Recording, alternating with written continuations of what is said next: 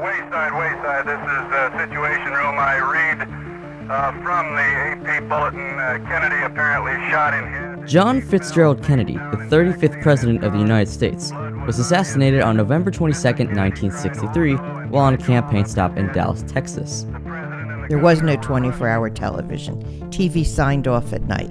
But from the time that President Kennedy was shot, television never went off. From Dallas, Texas, the flash, apparently official, President Kennedy died at 1 p.m. Central Standard Time, 2 o'clock Eastern Standard Time, some 38 minutes ago. He was assassinated by Harvey Oswald, who was on the 6th floor of a book depository, where he fired 3 shots out of a window. To this day, there are many questions about President Kennedy's death.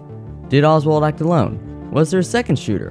One conspiracy claims that there was a man with an umbrella who was the second shooter on the ground. I do believe there was a second shooter on the ground, but there were a lot of conspiracy theories out there. Some of them to me seem to be a bit far-fetched. There were theories that said Vice President Lyndon Johnson was behind it so that he could get to be the president. I don't believe any of these conspiracy theories. Another conspiracy is that the Soviet Union was involved. Because Lee Harvey Oswald, the man believed to have killed President Kennedy, once tried to become a Soviet citizen and had a Soviet wife. Do you believe this conspiracy? And please explain why or why not. I don't necessarily believe it, but I don't disbelieve it also. It definitely is extremely possible. As I said, the other conspiracy theories were way too far-fetched. This one is not so far-fetched. Lee Harvey Oswald lived in Russia for quite some time, where he met his wife and married her and brought her to America. He still kept his ties with his Russian cohorts. So it is definitely a possibility. But once again, I don't know if any of us will ever know the truth with that.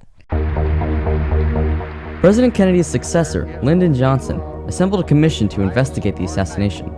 The Warren Commission, headed by Chief Justice of the Supreme Court Earl Warren, created the single bullet theory, which states that one bullet went through Kennedy's neck and then wounded Texas Governor John Connally.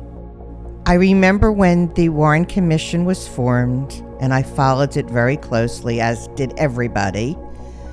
And when they came out with their conclusion, I did not totally buy it.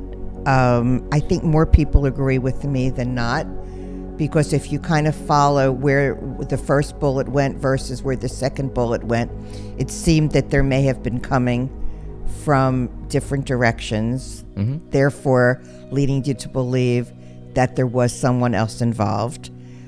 I don't know if they've ever proved it and are not telling it. I believe that there is a lot of information that was not told to the public.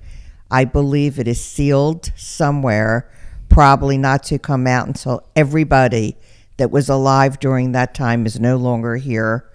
2 days after, Oswald, while being transferred from the Dallas Police Headquarters to a county jail, was shot by Jack Ruby, a Dallas nightclub owner. He's been shot. Lee Oswald has been shot. Did you watch this live? And if so, how did you react to the news of his death? Well, that was very interesting, Ethan. The televisions carried live broadcasts on your major networks. There was no cable. It was just the major networks. And I would venture to say 99 and 9/10% of the people in the United States sat in front of the television, glued to the TV, and did not move. So therefore, everybody saw Jack Ruby shoot Lee Harvey Oswald. And I think the initial reaction was, yay, because we hated him because he killed our beloved president, because everybody loved him. But on the other hand, I don't believe in murder. So, you have to let the justice system handle it properly. He would have gotten the death penalty, I'm sure, had he lived. And that's an interesting question, too, because we all hated Lee Harvey Oswald for what he did. But was there more to it with Jack Ruby? And that's another question that we'll never know. The assassination of John F. Kennedy on November 22, 1963, is a day that people of my grandmother's generation will never forget. It's one of those moments in American history where people remember exactly where they were and what they were doing. The questions surrounding the death of one of the most popular American presidents remain unanswered 55 years later. Will we ever know the complete story behind Kennedy's assassination? Only time will tell.